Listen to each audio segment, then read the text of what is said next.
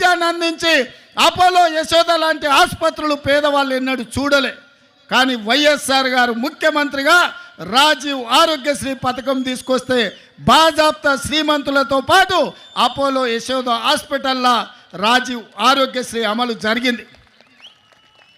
ఇదే కాదు, పేదవాళ్ళ బిడ్డలు చదువుకోవాలి, శ్రీమంతుల పిల్లలే నారాయణ లేకపోతే చైతన్యంలో ప్రైవేటు కాలేజీల్లో చదువుకుంటుంటే పేదల బిడ్డలకు, బీసీలకు, బడుగులకు, బలైన వర్గాలకు విద్య దూరం అవుతుంటే రాజశేఖర రెడ్డి గారు ఆలోచన చేసిండ్రు.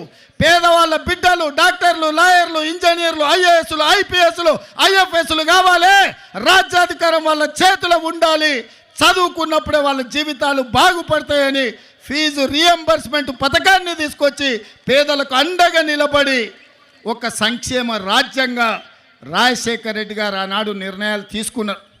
ఆ తర్వాత కరువులు, కాటకాలు, కాలిపోతున్న మోటార్లు, పేలిపోతున్న ట్రాన్స్ఫార్మర్లు, రైతుల ఆత్మహత్యలు, చెట్లకు ఉరేసుకుంటుంటే నేతన్నలు, గీతన్నలు చచ్చిపోతుంటే ఈ బలైన వర్గాలను ఆదుకోవాలి, రైతులను బాగు చేయాలి అని జలయజ్ఞం తీసుకొచ్చింది డాక్టర్ వైఎస్ఆర్. జలయజ్ఞంలో భాగంగానే మీ పోలవరం ప్రాజెక్టుకు మొట్టమొదటి పునాది రాయబడ్డదన్న సంగతి ఇవాళ ఆంధ్రప్రదేశ్ ప్రజలకు నేను గుర్తు చేయదలుచుకున్నా. మీ హంద్రీ నీవా లాంటి ప్రాజెక్టులు, పోతిరెడ్డిపాడు లాంటి ప్రాజెక్టులను రాజశేఖర రెడ్డి గారు కరువు నేలైన రాయలసీమకు నీళ్ళు ఇవ్వడం ద్వారా నా జన్మ ధన్యమవుతుందని ఆ రోజు వారు మొదలుపెట్టిండ్రు. మరి ఇవాళ మిత్రులారా, ఉచిత కరెంటు కావచ్చు, రాజీవ్ ఆరోగ్యశ్రీ కావచ్చు, ఫీజు రియంబర్స్మెంట్ కావచ్చు, జలయజ్ఞం ప్రాజెక్టులు కావచ్చు, కేంద్రం నుంచి అన్ని రకాల సహకారంతో ఆనాడు వైఎస్ఆర్ గారు ఈ ప్రాంతాన్ని అభివృద్ధి చేసి ఒక సంక్షేమ రాజ్యంగా, అభివృద్ధి రాష్ట్రంగా హైదరాబాద్లో ఔటర్ రింగ్ రోడ్డు విషయంలో కావచ్చు, అంతర్జాతీయ ఎయిర్పోర్ట్ కావచ్చు, ఐటీ కంపెనీలు కావచ్చు, ఫార్మా కంపెనీలు కావచ్చు, వాటన్నిటిలో వారు ముందు నిలబడి ఆ ప్రాంత అభివృద్ధికి పునాదులు వేసిండు. ప్రాణహిత చేవెళ్లను ప్రారంభించి తెలంగాణ ప్రాంతాన్ని కూడా అభివృద్ధి పదం వైపు రైతులను ఆదుకునే కార్యక్రమాలు తీసుకున్నాడు. మరి నేను ఇవాళ అడుగుతున్న మిత్రులారా, ఇవాళ రాష్ట్రాలుగా మనం విడిపోయినాం, కానీ తెలుగు వాళ్ళుగా కలిసి ఉండాలి, ఒకరికొకరం తోడుగా ఉండాలి. ఇవాళ మోడీ ధైర్యమేంది, మోడీ బలమేంది, మోడీ బలగమేంది, బీజేపీ అంటే అర్థమేందో ఇవాళ ఆంధ్రప్రదేశ్ మిత్రులు ఆలోచన చేయాలి. బీజేపీ అంటే బాబు, జగన్, పవన్, ఈ ముగ్గురు బీజేపీ. బాబు, జగన్, పవన్, మోడీ బలం, మోడీ బలగం. ఇంక ఆంధ్రప్రదేశ్ ప్రజల కోసం మోడీ ఎందుకేం చేస్తాడు? ఎవరు గెలిచినా ఆయన దొడ్లోకి పోయేటోళ్ళే. ఈ ఆంధ్రప్రదేశ్లో 25 ఎంపీలు మోడీ ఖాతాలో ఉండేటివే. మీరు ఈడ అనుకోవచ్చు మేము ఈ పక్కన ఉన్నాం లేకపోతే ఆ పక్కన ఉన్నామని. అయ్యా, జగన్ రెడ్డి పక్కలు ఉన్నా, పెద్దలు చంద్రబాబు నాయుడు గారి పక్కలు ఉన్నా, వీళ్ళిద్దరు కలిసి ఢిల్లీలో వెళ్తే మోడీ పక్కనే ముత్యాల ముగ్గులో రావు గోపాలరావు పక్కన ఇద్దరు ఉంటారు, తందానా తానా అనేటోళ్ళు. వీళ్ళిద్దరు అదే కదా ఢిల్లీకి వెళ్తే. ఢిల్లీలో వీళ్ళు ఎవరైనా మోడీని అడుగుతారా?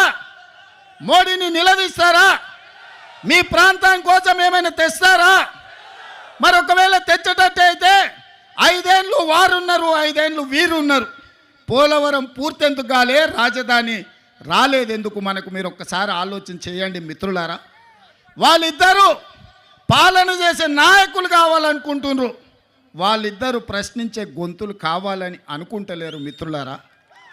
ఇవాళ అందుకే నేను అబద్ధాలు చెప్పదలుచుకోలే, అలవి కాని మాటలు మీకు నేను చెప్పదలుచుకోలే. వాస్తవంగా మీకు కావాల్సింది పాలకులు కాదు, మీకు కావాల్సింది ప్రశ్నించే గొంతుకలు. ఎందుకంటే ఈ ప్రాంతం సమస్యల మీద జాతీయ స్థాయిలో నిలదీసే వాళ్ళు, నిటారుగా కొట్లాడే వాళ్ళు కావాలి. వెన్నెముక లేని నాయకత్వం మీ సమస్యల్ని పరిష్కరించదు.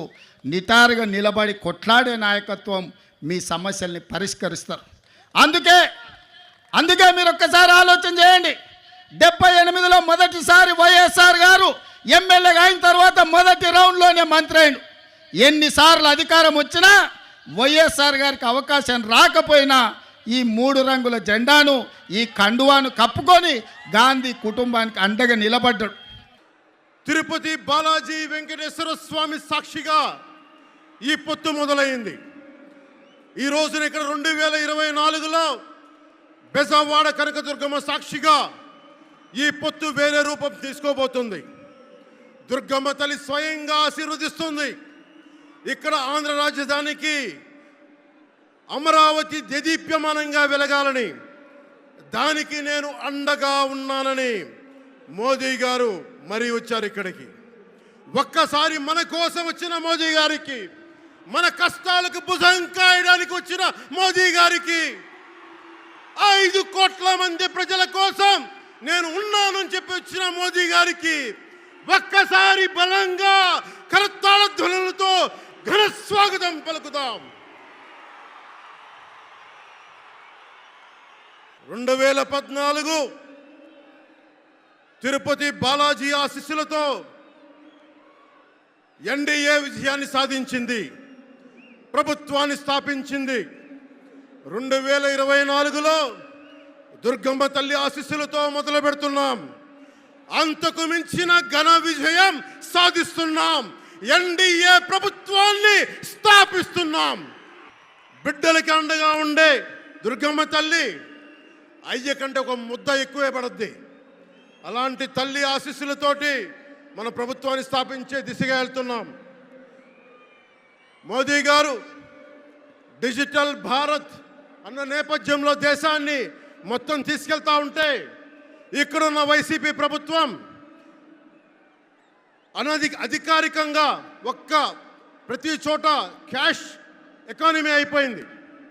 దేశాన్ని డిజిటలైజ్ చేద్దాం, కరప్షన్ తగ్గిద్దాం, బ్లాక్ మనీని తగ్గిద్దామంటే ఆంధ్ర రాష్ట్రంలో మటుకు బ్లాక్ మనీ ఎక్కువైపోయింది.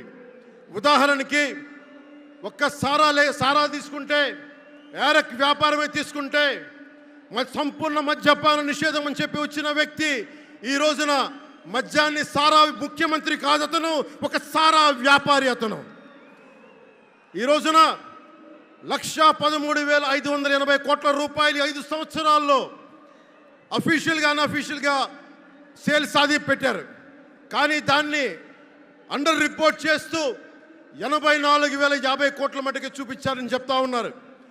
ఈ రోజున కేంద్ర ప్రభుత్వానికి కానీ భారతదేశపు ఎక్స్చెక్కర్కి కానీ 10,000 కోట్ల రూపాయల జిఎస్టీ ఎవేషన్ జరిగింది. అలాగే ఇసుక దోపిడీ, జేపీ వెంచర్స్ పేరు మీద ఆ బినామీలు ఎవరో తెలుసు, ఆ 5 మంది. ఆంధ్రప్రదేశ్ నెగిటివ్ గ్రోత్ పోతా ఉంది. మా మీద తెలుసు, వైజాగ్లో ఇన్సిడెంట్లు కానీ ప్రతిపక్ష నాయకుల మీద ఎలాంటి దాడులు చేశారో, బీజేపీ కార్యకర్తల్ని పొట్టల్లో కత్తులు గుచ్చి పేగులు బయటికి తీశారు వైసీపీ నాయకులు. వైఎస్ వివేకానంద రెడ్డి గారిని మర్డర్ చేయించిన ప్రభుత్వం ఇది. సిబిఎన్ గారిని ఇబ్బంది పెట్టిన ప్రభుత్వం అరెస్ట్ చేసి నన్ను స్వయాన అనేక పర్యాయాలు అడ్డుకున్న ప్రభుత్వం ఇది. ఈ ప్రభుత్వం పోవాలి. ఈ ప్రభుత్వం పోవాలంటే ఒకటే, డబ్బులు పెరిగిపోయిన జగన్కి ఎవరు అడ్డు ఆపు లేరు, నేను ఏదైనా చేయగలను అనుకుంటున్నాడు. రావణాసురుడు కూడా ఒకటే అనుకున్నాడు, నా చుట్టూ బంగారంతో కట్టిన లంక ఉంది, వజ్రాలతో వైడూర్యాలతో ఉన్న పుష్పక విమానం ఉంది, ధీరులు సూరులు మంది మార్బలం ఉన్నారు అనుకున్నాడు. నన్నేం చేయగలడు అనుకున్నాడు. నార చీర కట్టుకొని నేల మీద నిలబడి శ్రీరాముడు బాణంతో చంపేశాడు. అయోధ్యకే రాముణ్ణి తీసుకొచ్చిన శ్రీ మోదీ గారు ఇక్కడ ఉంటే, రాష్ట్రాన్ని రావణకాస్త్రం చేసిన చిటికిని వేలంత రావణాసురుణ్ణి తీసేయడం అంత కష్టమా? నేను తాడేపల్లిగూడెం సభలోనే చెప్పాను, ఇక్కడ నుండి నేను దేవదత్తం పూరిస్తున్నాను అని.